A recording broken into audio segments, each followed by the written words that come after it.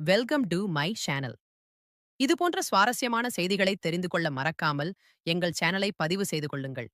என் முதலாளியும் அவரது நண்பரும் என்னை ஒரு அறைக்கு அழைத்துச் சென்று முன்னாடி ஒருவரும் பின்னாடி ஒருவரும் இரவு முழுவதும் என்னுடன் செய்து கொண்டிருந்தனர். நானும் அவர்களோடு சேர்ந்து நான் 19 வயதில் 11ஆம் வகுப்பை முடித்தேன். அன்றிலிருந்து ஒரு நல்ல வேலையை தேடிக் கொண்டிருந்தேன். பல இடங்களில் நேர்காணல் கொடுத்தேன். ஆனால் எங்கும் வெற்றி கிடைக்கவில்லை. ஒரு மாலை பேருந்து நிறுத்தத்தில் நின்று கொண்டிருந்தேன். மாலை 6 மணியளவில் மேகமூட்டத்துடன் இருந்தது. மழை பெய்யப் போகிறது போல் இருந்தது. பேருந்துகள் வந்தாலும் அவை மிகவும் நிரம்பியிருந்ததால் ஏறுவது சாத்தியமற்றதாக இருந்தது. திடீரென்று ஒரு வெள்ளை நிற கார் என் முன் நின்றது. கண்ணாடி கீழே இறங்கியதும் உள்ளே இருந்து ஒரு நல்ல மனிதர், எங்கே போக வேண்டும் என்று கேட்டார். நானும் தயக்கத்துடன், இல்லை, நான் பஸ்ஸுக்காக காத்திருக்கிறேன் என்று பதிலளித்தேன். அவரும், நான் மலைக்கோட்டை நோக்கிச் செல்கிறேன், அங்கேதான் போக வேண்டுமா என்று கேட்டார். நானும் யோசித்தேன். இப்போது மழையும் தொடங்கிவிட்டது. பஸ் கிடைப்பதற்கான வாய்ப்புகள் குறைவு. வீடும் தூரத்தில் உள்ளது. சிறிது நேரம் யோசித்த பிறகு நானும், ஆம், உங்களுக்கு எந்த பிரச்சனையும் இல்லையா என்றேன். நிச்சயமாக இல்லை, வாருங்கள் என்று அவர் புன்னகையுடன் சொன்னார். நான் பின்னிருக்கையில் அமர்ந்தேன். வழிநெடுகிலும் நாங்கள் பேசிக்கொண்டே வந்தோம். என் குடும்பத்தைப் பற்றியும் என் படிப்பைப் பற்றியும் எனக்கு எப்படியும் வேலை மிகவும் தேவை என்பதையும் அவரிடம் கூறினேன்.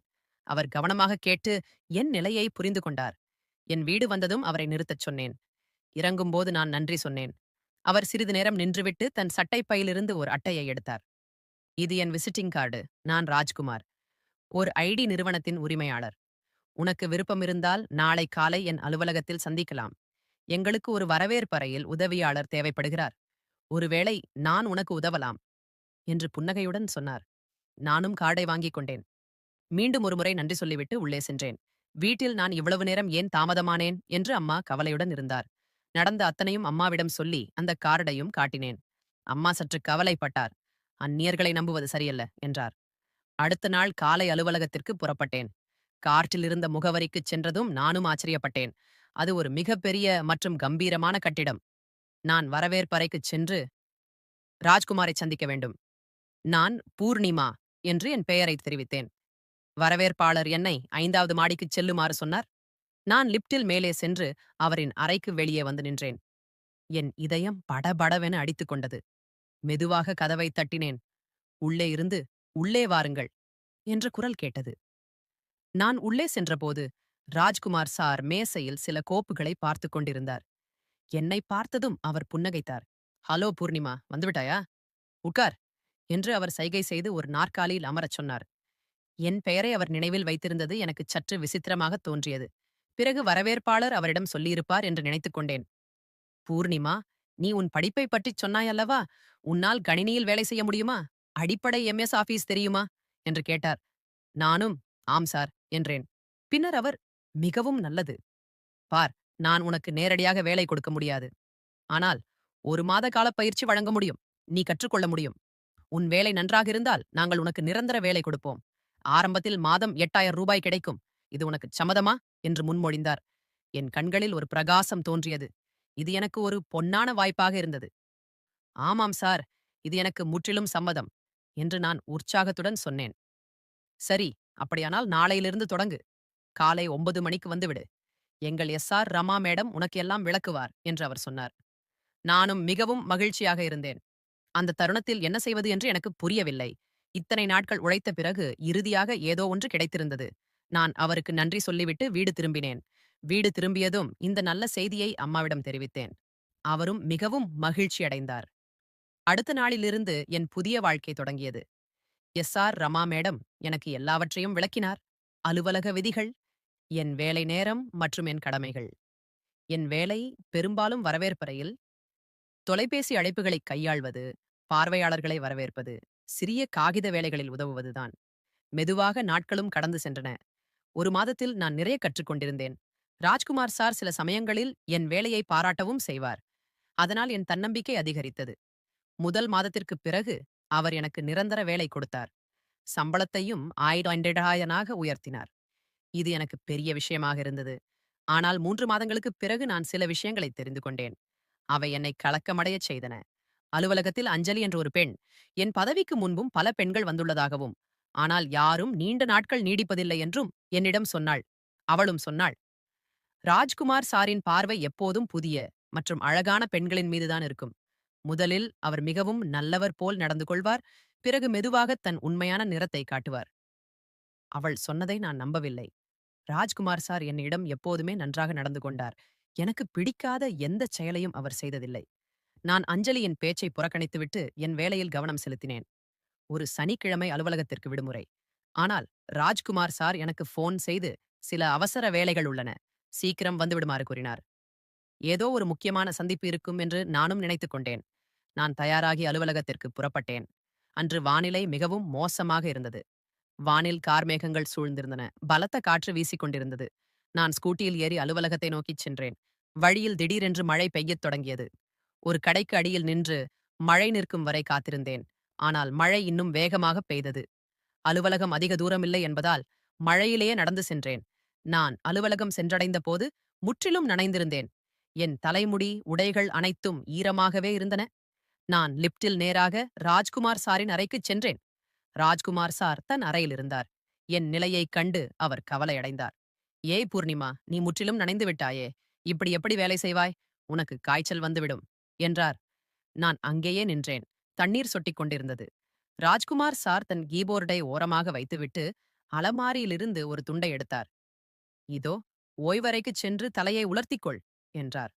நான் துண்டை எடுத்துக்கொண்டு ஓய்வறைக்குச் சென்றேன். என் உடைகள் முற்றிலும் நனைந்திருந்தன. என் தலைமுடியை உலர்த்தி சற்றுச் சரி செய்தேன். ஆனால் உடைகள் ஈரமாகவே இருந்தன. ஓய்வறையிலிருந்து வெளியே வந்தபோது அலுவலகத்தில் ராஜ்குமார் சாரும் நானும் மட்டுமே இருந்தோம். சாரும் சொன்னார், உள்ளே இருக்கும் விருந்தினர் அறையில் சூடான காற்று வீசும். அங்கே உங்களுடையை உலர்த்திக் கொள்ளலாம். நான் விருந்தினர் அறைக்குச் சென்றேன். அங்கே சூடான காற்று வீசும் ஒரு ஹீட்டர் இருந்தது. நான் அதை ஆன் செய்து என் உடைகளை விரித்துப் போட்டேன். விரைவில் காய்ந்துவிடும். நான் அங்கேயே அமர்ந்து என் உடைகள் காயும் வரை காத்திருந்தேன். திடீரென்று கதவு தட்டும் சத்தம் கேட்டது. நானும் பதறிப் போனேன். பூர்ணிமா, நான் தான். ஒரு முக்கியமான கோப்பு உள்ளே இருக்கிறது. எனக்குத் தேவை. ராஜ்குமார் சாரின் குரல் அது. நானும் கதவைத் திறந்தேன். ராஜ்குமார் சார் என்னை பாதம் முதல் தலைவரை பார்த்தார். அவருடைய கண்களில் ஏதோ ஒரு விசித்திரமான பார்வை இருந்தது. அது எனக்குச் சங்கடத்தை ஏற்படுத்தியது. நான் பார்வையை தாழ்த்தி நின்றேன். அவர் உள்ளே வந்து அலமாரியிலிருந்து ஒரு கோப்பை எடுத்தார். போகும்போது என்னை பார்த்துக் கொண்டிருந்தார். பிறகும் சொன்னார், உடைகள் ஓரளவு காய்ந்துவிட்டன. நான் வேலை செய்ய வேண்டும். அறைக்கு வா, இங்கே யாரும் பார்க்கப் போவதில்லை. என் இதயம் படபடக்கத் தொடங்கியது. ஆனால் நான் என்ன செய்ய முடியும்? சந்திப்புக்கு தயாராக வேண்டும். தயக்கத்துடன் நான் வெளியே வந்து அவரது அறைக்குச் சென்றேன். ராஜ்குமார் சார் சோபாவில் அமர்ந்திருந்தார். லேப்டாப்பை திறந்து வைத்துக்கொண்டு, என்னை பார்க்காமல், இங்கே வந்து உட்கார் என்றார். நானும் அவரது அருகில் சென்றேன். திடீரென்று ராஜ்குமார் சாரின் கால் என் காலில் பட்டது. என் உடலில் மின்சாரம் பாய்ந்தது போலிருந்தது. ஆனால் நான் அசையவில்லை. என் மௌனத்தை அவர் தன் வெற்றியாக கருதியிருக்கலாம். ஏனென்றால் அடுத்த கணமே அவர் இன்னும் நெருக்கமாக நகர்ந்து வந்தார். என்னுள்ளே ஒரு விசித்திரமான நடுக்கம் தொடங்கியது. பயம், பதட்டம் மற்றும் நான் புரிந்து கொள்ள முடியாத ஏதோ ஒரு விசித்திரமான உணர்வு. சுமார் அரை மணி நேரம் லேப்டாப்பில் வேலை செய்த பிறகு ராஜ்குமார் சார் தனது லேப்டாப்பை மூடிவிட்டு புன்னகையுடன் சொன்னார், இன்று அலுவலகத்தில் நானும் நீயும் மட்டும்தான் இருக்கிறோம். ஏதாவது குடிக்க வேண்டும் என்று போலிருக்கிறதா? நீ ஏன் கேண்டீனுக்குச் சென்று காபி போட்டு வரக்கூடாது? நான் உடனடியாக எழுந்து கேண்டீனை நோக்கி நடந்தேன். என் மனதில் ஏற்பட்ட கொந்தளிப்பை அமைதிப்படுத்த முயன்றேன். காஃபி போடும்போது என் கைகள் நடுங்கின. அஞ்சலி சொன்ன வார்த்தைகள் மீண்டும் மீண்டும் நினைவுக்கு வந்தன. நான் காஃபியுடன் அறைக்குத் திரும்பியபோது அங்கே யாருமில்லை. காஃபி கப்பை மேசையில் வைத்துவிட்டு நான் சுற்றிலும் பார்த்தேன். என் இதயத் துடிப்பு அதிகரித்தது. நான் விரைவாக மீண்டும் சோபாவில் அமர்ந்து குரல் கொடுத்தேன். சார், காஃபி தயார். ராஜ்குமார் சார் உடனடியாக வந்தார். அவர் கையில் தொலைபேசியை வைத்துக்கொண்டு ஏதோ டைப் செய்து கொண்டிருந்தார். வா, சரியான நேரத்தில் காஃபி வந்துவிட்டது என்று என் அருகில் அமரும்போதே சொன்னார். என் இதயம் வேகமாக துடித்துக் கொண்டிருந்தது. கைகளில் வியர்த்துவிட்டது. நடுங்கும் கைகளுடன் காஃபி கப்பை அவரிடம் நீட்டினேன். நாங்கள் இருவரும் அமைதியாக காபி குடிக்கத் தொடங்கினோம். திடீரென்று ராஜ்குமார் சார் சொன்னார், பூர்ணிமா, நீ மிகவும் அழகாக இருக்கிறாய். என்னால் எதுவும் பேச முடியவில்லை. அவர் மெதுவாக புன்னகைத்தார். என் முகம் வெட்கத்தில் சிவந்துவிட்டது. ராஜ்குமார் சார் தனது காபி கப்பை மேசையில் வைத்துவிட்டு மெதுவாக தனது கையை என் காலில் வைத்தார். நான் சட்டென்று என் காலை பின்னெடுத்துக் கொண்டேன். என்ன ஆயிற்று பூர்ணிமா? பயந்து விட்டாயா என்று அவர் புன்னகையுடன் கேட்டார். நானும் அமைதியாக இருந்தேன். இங்கிருந்து எப்படி தப்பிப்பது என்று என் மனம் வேகமாக யோசித்துக் கொண்டிருந்தது. அவர் மேலும் நெருக்கமாக நகர்ந்து வந்தார்.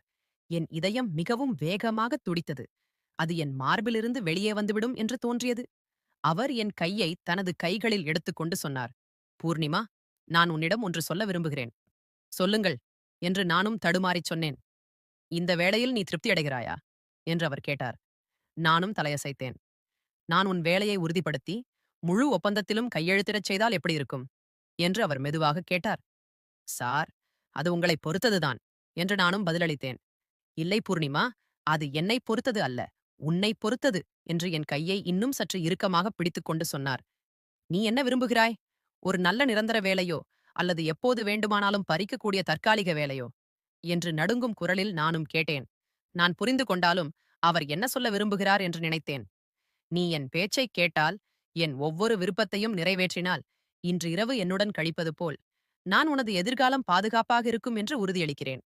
நாளை முதல் உன் வேலை நிரந்தரம் என்று என் கண்களைப் பார்த்து அவர் சொன்னார். எனக்குள் ஒரு புயல் கிளம்பியது. நான் சட்டென்று என் கையை விடுவித்துக் கொண்டு எழுந்து நின்றேன். சார், நீங்கள் என்னை தவறாக புரிந்து கொண்டிருக்கிறீர்கள். நான் அப்படிப்பட்ட பெண் இல்லை. நான் ஒருபோதும் அப்படிச் செய்ய மாட்டேன். நீங்கள் எப்படி இப்படி யோசிக்க முடியும்? என் குரலில் கோபம் இருந்தது. ராஜ்குமார் சாரும் எழுந்து நின்றார். எனக்கு என்ன செய்வது என்றே தெரியவில்லை. பூர்ணிமா, ஒன்று புரிந்து கொள். இந்த உலகில் முன்னேற சில சமரசங்களை செய்ய வேண்டியிருக்கிறது. நான் உன்னை கட்டாயப்படுத்தவில்லை. உன் விருப்பம். நான் உன்னையும் உன் குடும்பத்தையும் எல்லா வகையிலும் ஆதரிப்பேன். உன் அம்மா, உன் தம்பி, அனைவரின் வாழ்க்கையும் மாறலாம் என்று கதவை நோக்கி நகர்ந்து சொன்னார். நான் கீழே சென்று ஒரு சிகரெட் பிடித்துவிட்டு வருகிறேன். நீ இங்கே இருந்தால் நீ சம்மதித்ததாக நான் புரிந்து கொள்வேன். இல்லையென்றால் சென்றுவிடு. நான் தவறாக நினைக்க மாட்டேன். இப்போது வரை நடந்து கொண்டிருப்பது அப்படியே தொடரும். இவ்வளவு சொல்லிவிட்டு அவர் வெளியே சென்று விட்டார். நான் அங்கேயே நின்று என் கண்ணீரை அடக்க முயன்றேன். என் மனதில் எண்ணங்களின் புயல் வீசியது. ஒருபுறம் என் தன்மானம், மறுபுறம் குடும்பப் பொறுப்புகள், அம்மாவின் உடல்நிலை அடிக்கடி சரியில்லாமல் இருந்தது, தம்பியின் படிப்புச் செலவு. இவற்றையெல்லாம் எப்படி சமாளிப்பேன்? நான் மறுத்தால் ஒருவேளை 2, 3 வாரங்களில் வேலையை விட்டு நீக்கி விடுவார்கள். இந்த நகரத்தில் வேலை கிடைப்பது எளிதல்லென்றே நினைத்தேன். புதிதாக தன்று தொடங்குவது என்றால் மீண்டும் அதே போராட்டம்தான். உடைந்த மனதுடன் நான் மீண்டும் சோஃபாவில் அமர முடிவு செய்தேன். சிறிது நேரம் கழித்து ராஜ்குமார் சார் திரும்பி வந்தார்.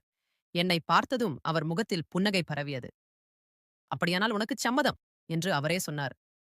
அதாவது நீ என் நிபந்தனைகளை ஏற்கப் போகிறாய் என்று கேட்டார். நானும் அவரை பார்த்தேன். என் கண்கள் கலங்கியிருந்தன. ஆம், ஆனால் நீங்கள் முதலில் என் வேலையை நிரந்தரமாக்க வேண்டும் என்றேன். நிச்சயமாக, நாளையே அனைத்து ஆவணங்களையும் தயார் செய்து விடுகிறேன் என்று அவர் மகிழ்ச்சியுடன் சொன்னார். அன்று அவர் என்னை தன் காரில் வீட்டிற்கு கொண்டு சென்று விட்டார். வழிநெடுகிலும் என் மனதில் ஒரு ஆழமான குற்ற உணர்வு இருந்தது. ஆனால் நான் என் கண்ணீரை மறைத்துக் கொண்டேன். வீடு திரும்பியதும் அவர் என் அம்மாவிடம் எனக்கு நிரந்தர வேலை கிடைத்துவிட்டதாகவும் சம்பளம் 15,000 உயர்த்திவிட்டதாகவும் நற்செய்தி சொன்னார். அம்மாவின் கண்களில் ஆனந்தக் கண்ணீர் இருந்தது. அவர் ராஜ்குமார் சாருக்கு நன்றி சொல்லி என் தலையில் கை வைத்து தடவிக் கொடுத்தார். பார் மகளே, உன் உழைப்பு பலன் கொடுத்து விட்டது என்றார். அந்த இரவு நான் படுக்கையில் படுத்திருந்தேன். என் தலைவிதியை நினைத்து அழுது கொண்டிருந்தேன். நான் என்னை விற்றுவிட்டேன் என்று யாருக்குத் தெரியும்? சில நாட்களுக்குப் பிறகு நான் காலை அலுவலகத்திற்கு தயாராகிக் கொண்டிருந்த போது என் மொபைலுக்கு ராஜ்குமார் சாரிடமிருந்து ஒரு அழைப்பு வந்தது. அவர், பூர்ணிமா, இன்று என் பண்ணை வீட்டிற்கு வர வேண்டும். ஒரு சிறப்புக் கூட்டம் இருக்கிறது. நீ வீட்டில் நிறுவன வேலை காரணமாக 2, 3 நாட்களுக்கு வெளியே செல்கிறேன் என்று சொல்லிவிடு என்றார். என் குரல் நடுங்கியது. சரி சார் என்றேன். நான் என் பையில் சில ஆடைகள் வைத்துக்கொண்டு, நிறுவன வேலைக்காக வெளியே செல்கிறேன் என்று அம்மாவிடம் சொன்னேன். அம்மா என் நெற்றியில் முத்தமிட்டு, கவனமாக இரு மகளே என்றார். நான் பண்ணை வீட்டிற்குச் சென்றபோது அங்கே ஏற்கனவே சில நபர்கள் இருந்தனர். அனைவரும் சூட்டு அணிந்திருந்தார்கள். தொழிலதிபர்கள் போல் தோன்றினர். ஒருவேளை உண்மையிலேயே ஒரு வணிகக் கூட்டம் இருக்கும் என்று நான் சற்று நிம்மதியடைந்தேன். கூட்டம் தொடங்கியது. அனைவரும் பல்வேறு திட்டங்கள் குறித்து விவாதிக்க ஆரம்பித்தனர். நான் குறிப்புகளை எடுத்துக்கொண்டே இருந்தேன். சுமார் 3 மணி நேரம் கூட்டம் நடந்தது. கூட்டம் முடிந்ததும் ராஜ்குமார் சார் வேலைக்காரனை அழைத்து அவன் காதில் ஏதோ சொன்னார். வேலைக்காரன் உடனடியாக சமையலறைக்குச் சென்று சாப்பிடும் பொருட்களுடன் வந்தான். ஒரு பெரிய சாக்லேட் கேக்கும் இருந்தது. ராஜ்குமார் சார் என் கைகளால் கேக் வெட்டச் சொன்னார். அனைவரும் கேக் சாப்பிட்டுவிட்டு சிற்றுண்டி அருந்தினர். பிறகு ஒவ்வொருவராக கிளம்ப ஆரம்பித்தனர். ராஜ்குமார் சார் அவர்களை வெளியே சென்று வழியனுப்பினார். நான் அங்கேயே சோபாவில் அமர்ந்திருந்தேன். என் விதியைச் சபித்துக் கொண்டே ராஜ்குமார் சார் திரும்பி வந்தபோது ஒரு நபர் இன்னும் அங்கேயே இருப்பதைக் கண்டேன். அவர்தான் கூட்டத்தில் அதிகம் பேசியவர். ராஜ்குமார் சார் யாரை மிகவும் மரியாதையுடன் பார்த்துக் கொண்டிருந்தாரோ அவர்தான். பூர்ணிமா, ஃப்ரிட்ஜிலிருந்து ஒயின் பாட்டிலையும் 3 கிளாஸ்களையும் கொண்டு வா. ராஜ்குமார் சார் சொன்னார். நான் 2 கிளாஸ்களை எடுத்துக் கொண்டு வந்தேன். 2 கிளாஸ் மட்டுமா? ஏன் இன்னொரு கிளாஸ் கொண்டு வா? நீயும் இருக்கிறாயே என்று கேட்டார். நான் குடிக்க மாட்டேன் சார் என்று நான் தயக்கத்துடன் சொன்னேன். இன்று ஒரு விசேஷ நாள் பூர்ணிமா. இன்று உன் வேலை நிரந்தரமானது. ஒன்று வேண்டாமா? என்று அவர் புன்னகையுடன் சொன்னார். நான் கைவிட்டு இன்னொரு கிளாஸ் கொண்டு வந்தேன். ராஜ்குமார் சார் 3 கிளாஸ்களில் ஒயினும் ஐஸும் போட்டு ஒரு கிளாஸை என்னிடம் கொடுத்தார். நான் முதன்முறையாக ஒயின் குடித்தேன். மிகவும் கசப்பாக இருந்தது. ஆனால் எப்படியோ குடித்துவிட்டேன். சிறிது நேரத்திலேயே என் தலை லேசாகச் சுற்ற ஆரம்பித்தது. கால்களில் ஒருவித மரத்துப்போன உணர்வு ஏற்பட்டது. சில நிமிடங்களிலேயே எனக்கு லேசான போதை ஏற்பட்டது. அந்த மனிதர் ராஜ்குமார் சாரின் காதில் ஏதோ சொன்னார். ராஜ்குமார் சார் புன்னகைத்து என்னிடம் சொன்னார். பூர்ணிமா, இங்கே வா. ராகேஷ் சாரை நன்றாக கவனி. இவர்தான் எங்கள் மிகப்பெரிய முதலீட்டாளர். நான் எழுந்து அவர் அருகில் சென்றேன். ராகேஷ் சார் எனது காலி கிளாஸை எடுத்து மீண்டும் ஒயின் நிரப்பினார். குடி என்று அவர் கிளாஸை என்னிடம் நீட்டினார். நான் ராஜ்குமார் சாரிடம் உதவியை வேண்டுவது போல் பார்த்தேன். குடி பூர்ணிமா, ராகேஷ் சாரின் கையால் கிடைத்ததை மறுக்கக்கூடாது. ராஜ்குமார் சார் சொன்னார். என் உள்ளே ஒரு பகுதி கதறியது. அப்போது ராஜ்குமார் என் தோளில் கை வைத்து, பூர்ணிமா, நான் உனக்கு ஒரு வேலையை ஒப்படைக்க விரும்புகிறேன். ராகேஷ் சார் நமது நிறுவனத்தின் மிகவும் முக்கியமானவர். இவர் 2 நாட்கள் இங்கே இருப்பார். நீ இவரை கவனித்துக் கொள்ள வேண்டும் என்றார். என் மனதில் ஒரு சந்தேகம் எழுந்தது. அதாவது சார், இவரை கவனித்துக் கொள்ள வேண்டுமா என்று கேட்டேன். ராஜ்குமார் சார் புன்னகைத்தார். அவரது கண்களில் ஒரு விசித்திரமான ஒளி இருந்தது. நீ புத்திசாலி பூர்ணிமா, மீதியை நீயே புரிந்து கொண்டிருப்பாய் என்றார். என் மனம் கதறி கத்தி அழுது கொண்டிருந்தது. சார் என்று என் வாயிலிருந்து வெளிவந்தது. சரி, நான் இப்போது போகிறேன்.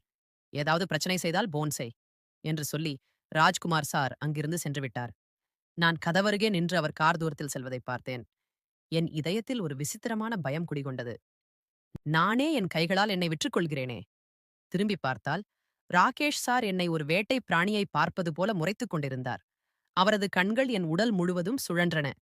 நான் என்னை சமாளித்துக் கொண்டு எப்படியாவது இந்த இரவை கழித்து விடலாம் என்று நினைத்தேன். ஒயினின் போதை இப்போது முழுமையாக நீங்கியிருந்தது. பண்ணை வீட்டு வேலைக்காரனும் என்னை விசித்திரமாக பார்த்துக் கொண்டிருப்பதை நான் கவனித்தேன். நான் அவனை அருகில் அழைத்து, உன் பெயர் என்ன என்று கேட்டேன். அவன், என் பெயர் ராமு மேடம் என்று மரியாதையுடன் சொன்னான். அவன் ஒரு சாதாரண மனிதன். ஏதோ ஒரு கிராமத்திலிருந்து வந்தவன் போல் தோன்றினான். நான் அவனிடம், இந்த பண்ணை வீடு நகரத்திலிருந்து எவ்வளவு தூரத்தில் உள்ளது என்று கேட்டேன். அவன், சுமார் 15 கிலோமீட்டர் மேடம். இங்கு அருகில் எந்த கிராமமும் இல்லை என்று சொன்னான். இல்லை என்றும் என்னிடம் சொன்னாள். அவளும் சொன்னாள். ராஜ்குமார் சாரின் பார்வை எப்போதும் புதிய மற்றும் அழகான பெண்களின் மீதுதான் இருக்கும். முதலில் அவர் மிகவும் நல்லவர் போல் நடந்து கொள்வார். பிறகு மெதுவாக தன் உண்மையான நிறத்தை காட்டுவார். அவள் சொன்னதை நான் நம்பவில்லை. ராஜ்குமார் சார் என்னிடம் எப்போதுமே நன்றாக நடந்து கொண்டார். எனக்கு பிடிக்காத எந்த செயலையும் அவர் செய்ததில்லை. நான் அஞ்சலியின் பேச்சை புறக்கணித்துவிட்டு என் வேலையில் கவனம் செலுத்தினேன். ஒரு சனிக்கிழமை அலுவலகத்திற்கு விடுமுறை. ஆனால் ராஜ்குமார் சார் எனக்கு போன் செய்து, சில அவசர வேலைகள் உள்ளன, சீக்கிரம் வந்துவிடுமாறு கூறினார். ஏதோ ஒரு முக்கியமான சந்திப்பு இருக்கும் என்று நானும் நினைத்துக் கொண்டேன். நான் தயாராகி அலுவலகத்திற்கு புறப்பட்டேன். அன்று வானிலை மிகவும் மோசமாக இருந்தது. வானில் கார்மேகங்கள் சூழ்ந்திருந்தன. பலத்த காற்று வீசிக் கொண்டிருந்தது. நான் ஸ்கூட்டியில் ஏறி அலுவலகத்தை நோக்கிச் சென்றேன். வழியில் திடீரென்று மழை பெய்யத் தொடங்கியது. ஒரு கடைக்கு அடியில் நின்று மழை நிற்கும் வரை காத்திருந்தேன். ஆனால் மழை இன்னும் வேகமாக பெய்தது. அலுவலகம் அதிக தூரமில்லை என்பதால் மழையிலேயே நடந்து சென்றேன். நான் அலுவலகம் சென்றடைந்த போது முற்றிலும் நனைந்திருந்தேன். என் தலைமுடி, உடைகள் அனைத்தும் ஈரமாகவே இருந்தன. நான் லிப்டில் நேராக ராஜ்குமார் சாரின் அறைக்குச் சென்றேன். ராஜ்குமார் சார் தன் அறையில் இருந்தார். என் நிலையைக் கண்டு அவர் கவலையடைந்தார். ஏய் பூர்ணிமா, நீ முற்றிலும் நனைந்து விட்டாயே. இப்படி எப்படி வேலை செய்வாய்? உனக்கு காய்ச்சல் வந்துவிடும் என்றார். நான் அங்கேயே நின்றேன். தண்ணீர் சொட்டிக் கொண்டிருந்தது. ராஜ்குமார் சார் தன் கீபோர்டை ஓரமாக வைத்துவிட்டு அலமாரியிலிருந்து ஒரு துண்டை எடுத்தார். இதோ, ஓய்வறைக்குச் சென்று தலையை உலர்த்திக்கொள் என்றார். நான் துண்டை எடுத்துக்கொண்டு ஓய்வறைக்குச் சென்றேன். என் உடைகள் முற்றிலும் நனைந்திருந்தன. என் தலைமுடியை உலர்த்தி சற்றுச் சரி செய்தேன். ஆனால் உடைகள் ஈரமாகவே இருந்தன. ஓய்வறையிலிருந்து வெளியே வந்தபோது அலுவலகத்தில் ராஜ்குமார் சாரும் நானும் மட்டுமே இருந்தோம். சாரும் சொன்னார், உள்ளே இருக்கும் விருந்தினர் அறையில் சூடான காற்று வீசும். அங்கே உங்களுடையை உலர்த்திக் கொள்ளலாம்.